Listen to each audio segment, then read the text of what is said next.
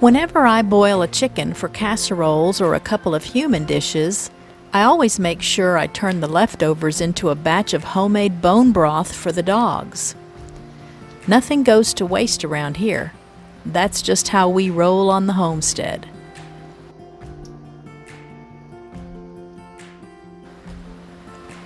For the broth, I add the bones, the cartilage, the joints, and other little connective bits, all that good stuff.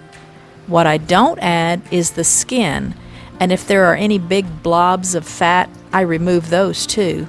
The dogs don't need the extra grease, but everything else goes right into the pot.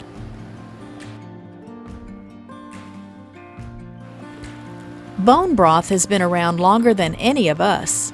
It's one of the oldest recorded foods in human history. Pretty much every culture from the ancient Chinese to the Egyptians to early Europeans made some version of broth as a way to get every drop of nutrition out of bones. Smart people, those ancestors of ours. Before multivitamins existed, broth was how people got minerals like calcium, magnesium, and phosphorus into their diets, especially in winter. Turns out our great-great-great-grandparents were eating whole foods long before it was cool. There are actually old records showing people used to travel with concentrated broth cakes.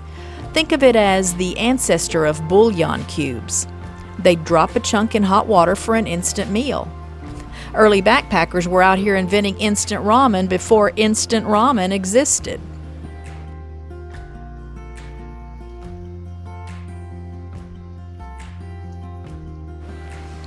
Oh, and here comes Mary, my self-appointed kitchen supervisor. Bone broth is great for cats too, and he knows it. Same simple ingredients, same long cook, same benefits. For cats like Mary, who thinks he runs the kitchen, bone broth isn't just tasty, it's a sneaky way to help them stay hydrated, because cats naturally don't drink a ton of water. A spoonful over their food works wonders.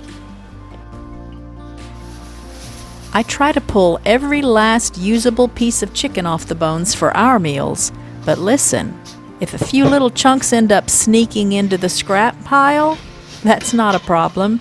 In fact, the dogs consider that a bonus prize.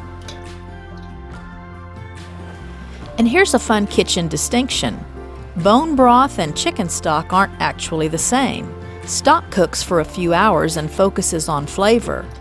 Bone broth cooks for a long time, pulls out collagen, and becomes more of a nutrient-dense health tonic. Both taste great, but broth is the one with superpowers.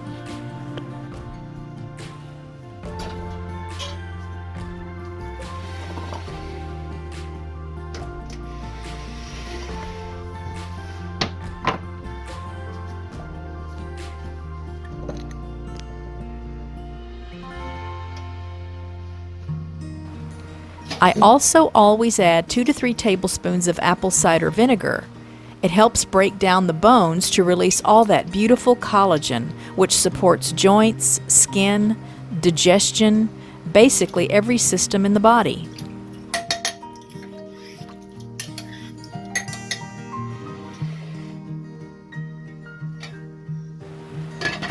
This batch has chopped carrots in it because I had them left over. They do add a little flavor, but they did get strained out after the broth was done. But that brings me to an important point. Dogs have very short digestive tracts, much shorter than ours. So if you ever feed them vegetables, those vegetables really need to be completely cooked down so the cell walls break apart. Otherwise, the nutrients just pass right through without doing much good. For older dogs or picky eaters, a splash of bone broth on kibble can be the difference in not wanting to eat at all and enjoying their meals thoroughly.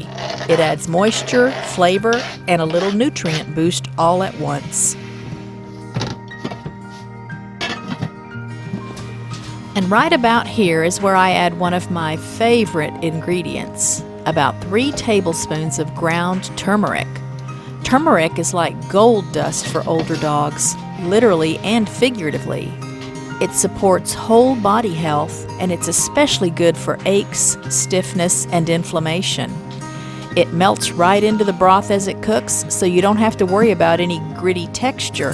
The slow simmer takes care of that. Plus, if your dog suddenly looks a little more sunset colored around the mouth afterward, well, that's just turmeric doing what turmeric does. Once I have all my base ingredients together, I add just enough water so that the top level comes to about 1 inch from the top of the crock pot. Then I let the whole batch stew for a full 24 hours on low. That long, slow simmer is the magic. In fact, the longer you simmer bone broth, the more nutrients you pull out of the bones. That's why a 24-hour crock pot batch tastes richer than one that only cooks a couple of hours. It's literally the difference between broth and what I like to call liquid gold. One very important note: please don't add onions or garlic to broth for pets. Dogs would have to eat a huge amount to get sick, but still, it's not worth the risk. Keep it simple and safe. Once it's done, I strain out every last scrap. All you want is the glowing golden broth. Let it cool completely before storing. In the refrigerator, it'll last 3 to 5 days. And when it chills in the fridge, you'll sometimes see a layer of solid fat on top. Just skim that right off.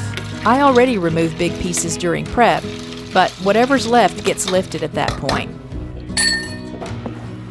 And did you know dogs are naturally drawn to collagen and fat-rich foods because in the wild, that's what they'd eat after a hunt. So giving them broth taps into something really primal, plus it smells amazing to them. They think you've been cooking a gourmet meal just for them. And that's it. Homemade bone broth for your dogs and cats. Healthy, comforting, collagen-rich, turmeric-boosted, delicious, and a great way to use every part of the chicken. My animals absolutely love it. And honestly, it smells so good, sometimes I'm tempted to keep a jar for myself. But don't worry, the pets always win.